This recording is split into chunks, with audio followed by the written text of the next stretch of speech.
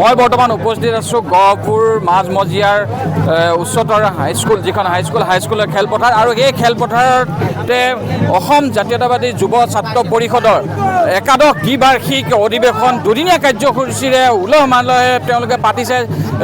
জাতিৰ সমন্বয় ৰক্ষা কৰি তেওঁলোকে এই অনুষ্ঠান পাতিছে দুদিনীয়া কাৰ্যসূচীৰে। আৰু আজি প্ৰথমটো দিনৰ যি কাৰ্যসূচী সাংস্কৃতিক শোভাযাত্ৰা আৰম্ভ হৈছে। প্ৰথমতে তেওঁলোকে যি আৰম্ভ কৰিছে সাংস্কৃতিক শোভাযাত্ৰা, এই সমগ্ৰ পৰিৱেশটো এনিবাতৰ প্ৰত্যেকজন দৰ্শকক আমি দেখুৱাবলৈ মোৰ কেমেৰা সহযোগীক মই অনুৰোধ জনাইছোঁ। এয়া আপোনালোকে নিশ্চয় দেখা পাইছে বিভিন্ন জাতি জনগোষ্ঠীৰে সকলো ইয়াতে উলহ মালহেৰে আহিছে আৰু আহি এই সাংস্কৃতিক শোভাযাত্ৰা ইতিমধ্যে আগবঢ়াইছে।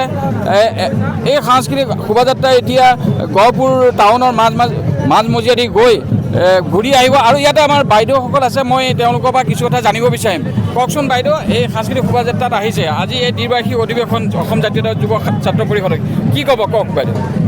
আজি আচলতে আমি অত্যন্ত সুখী, আমি গহপুৰবাসীৰ ৰাইজ, কাৰণ আমি ইয়াত যুৱ ছাত্ৰ পৰিষদৰ আমি দ্বিবাৰ্ষিক অধিৱেশনখন ইয়াত পাতিবলৈ পাই আমি অত্যন্ত সুখী। আৰু লগতে এইকাৰণেও সুখী যে আমি গণশিল্পী ৰাজীৱ শদিয়াক আমি শ্ৰদ্ধাৰে সোঁৱৰণ কৰিব পাৰিছোঁ। হয়, গণশিল্পীকো সোঁৱৰণ কৰিছে এই স্থলীৰ পৰাই।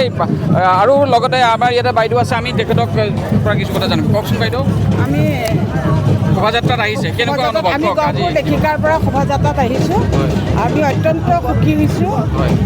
যুৱ ছাত্ৰ পৰিষদে আমাৰ গহপুৰত যি সাংস্কৃতিক অনুষ্ঠান আৰম্ভ কৰিছে তাত লৈ আমি অত্যন্ত সুখী। আৰু আজি আমি প্ৰয়াত ৰাজীৱ শদিয়ালৈ আমি শ্ৰদ্ধাঞ্জলি নিবেদন কৰি আমি শোভাযাত্ৰা আৰম্ভ কৰিছোঁ। হয়, এই একাদশ দ্বিবাৰ্ষিক এই অসম জাতীয়তাবাদী যুৱ ছাত্ৰ পৰিষদে যি অনুষ্ঠান পাতিছে, সেই অনুষ্ঠানৰ পৰা লেখিকা সমাৰোহৰ যিসকল মহিলা আহিছে তেখেতসকলে ৰাজীৱ শদিয়াকো শ্ৰদ্ধাঞ্জলি জনাইছে। আৰু এগৰাকী বাইদেউ আছে, মই জানিব বিচাৰিম। কওকচোন বাইদেউ। আজি অসম জাতীয়তাবাদী যুৱ ছাত্ৰ পৰিষদৰ যি সাংস্কৃতিক শোভাযাত্ৰা আছে তাত আমি গহপুৰ শাখা লেখিকা সমাৰোহ সমিতিয়ে অংশগ্ৰহণ কৰিছোঁ। তাত আমি প্ৰয়াত গণশিল্পী ৰাজীৱ শদিয়াদেৱক শ্ৰদ্ধাৰে শ্ৰদ্ধাঞ্জলি জ্ঞাপন কৰিছোঁ। তেখেতৰ লগতে পৰিয়ালবৰ্গকো সমবেদনা জ্ঞাপন কৰিছোঁ এই সুযোগতে। হয়, বিভিন্ন জাতি জনগোষ্ঠীৰ লোক আহিছে আৰু ইয়াতে আমাৰ যিসকল ধৰ্মৰ লগত জড়িত লোক আছে, আমি তেখেতসকলৰ পৰা দুআষাৰ জানিব বিচাৰিম। আপোনালোক ক'ৰ পৰা আহিছে? আমি ধেনুৰা। কেনেকুৱা অনুভৱ, কেনেকুৱা ভাল লাগিছেনে? খুব ভাল লাগিছে। ভাল লাগিছে ন? ভাল লাগিছে, হয়। এতিয়া আপোনালোক গায়ন বায়ন লৈ আগবাঢ়ি যাব। হয়, গায়ন বায়নৰ আৰু লোক আছে, মই কওকচোন। সকলোকে নমস্কাৰ জনাইছোঁ। আমি অসম জাতীয় যুৱ ছাত্ৰ পৰিষদৰ তৰফৰ পৰা আমাৰ গহপুৰ ধেনুৰা আমি গায়ন বায়ন, আমি বিভিন্ন জেগাত আমাৰ এই গায়ন বায়ন প্ৰদৰ্শন কৰি আহিছোঁ। আজিও আমি তেখেতসকলৰ নিমন্ত্ৰণ ক্ৰমে আমি এই সাংস্কৃতিক শোভাযাত্ৰাত অংশগ্ৰহণ কৰিবৰ কাৰণে আমি আগবাঢ়ি আহিছোঁ। ধন্যবাদ। হয়, গায়ন বায়ন টাউনৰ মাজমজিয়া, এই টাউনৰ মাজমজিয়াৰ পৰাই গায়ন বায়নৰ যিটো দল আহিছে ধৰ্মীয় লগত জড়িত আছে।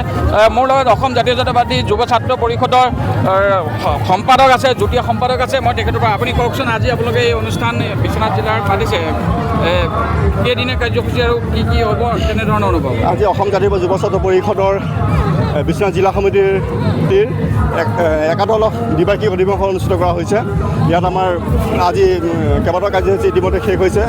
আৰু সাংস্কৃতিক শোভাযাত্ৰাই একচুৱেলি আমাৰ গহপুৰখন বিভিন্ন জাতি উপজাতিৰ সংমিশ্ৰণে গঢ় লোৱা এখন ঠাই। আৰু বিভিন্ন জাতি উপজাতিৰ মাজত, বিভিন্ন ভাষা ভাষীৰ মাজত যুৱ ছাত্ৰ পৰিষদে সদায় যাতে সমন্বয়ে এনাৰ্জিডাল সুদৃঢ় হৈ থকাৰ মুখ্য উদ্দেশ্য আমাৰ। হয়, সমন্বয়ৰ কথা কৈছে তেওঁ, বিভিন্ন জাতি জনগোষ্ঠীৰ সমন্বয়, সেই সমন্বয়ৰ কথা কৈছে যুৱ ছাত্ৰ পৰিষদৰ বিষয়ববীয়াজনে। আৰু ইয়াতে আছে আমি এগৰাকী ব্যক্তি আছে, গোপাল শইকীয়া, তেওঁ বৃক্ষৰোপণ কৰিছিলে। আপুনি আজি এই অনুষ্ঠানত বৃক্ষৰোপণ কৰিছিলে, আপোনাৰ অনুভৱ কওকচোন। হয়, নমস্কাৰ। অনুভৱ বুলি কি ক'ম, ভাল লাগিছে। অসম জাতীয়বাদী যুৱ ছাত্ৰ পৰিষদৰ বিশ্বনাথ জিলা সমিতিৰ দ্বিবাৰ্ষিক অধিৱেশনৰ যিখিনি ইয়াত সমাগম দেখিছোঁ ৰাইজৰ স্বতঃস্ফূৰ্ত সঁহাৰি ভাল লাগিছে। আৰু এই অভাজনক বৃক্ষৰোপণ কৰিবলৈ মাতিছিলে, বৃক্ষৰোপণ কৰিলোঁ, ভাল লাগিলে। গছ আমাক লাগে, গছ নাথাকিলে আমি থাকিব নোৱাৰোঁ। গতিকে অসম জাতীয়তাবাদী যুৱ ছাত্ৰ পৰিষদৰ উত্তৰ কামনা কৰিছোঁ। হয়, গোপাল শইকীয়া ডাঙৰীয়া আছিলে, তেওঁ বৃক্ষৰোপণ কৰিছে, এজন সমাজসেৱক। আৰু ইয়াতে মই সমগ্ৰ পৰিৱেশটো দেখুৱাইছোঁ যে ইয়াতে নাচনি আহিছে, ইয়াতে সুন্দৰভাৱে নাচিবৰ বাবে বা তেওঁলোকে শোভাযাত্ৰাত অংশগ্ৰহণ কৰিছে। এটা বিভিন্ন জাতি জনগোষ্ঠীৰ যি সাংস্কৃতিক যি সাজপাৰ আছে সেই সাজপাৰ পৰিধান কৰি তেওঁলোকে এটা সহযোগিতা আগবঢ়াইছে। এক সুন্দৰ উখল মাখলৰ সুন্দৰ পৰিৱেশ হৈছে আৰু এনেদৰে এই সুন্দৰ উখল মাখলে তেওঁলোকে অসম জাতীয়তাবাদী যুৱ ছাত্ৰ পৰিষদৰ একাদশ দ্বিবাৰ্ষিক যি অধিৱেশন বিশ্বনাথ জিলা সেই দ্বিবাৰ্ষিক অধিৱেশনৰ এক সুন্দৰ ব্যৱস্থা আমি দেখুৱাবলৈ এনি ভাৰতৰ প্ৰত্যেকজন দৰ্শকক দেখুৱাবলৈ চেষ্টা কৰিলোঁ।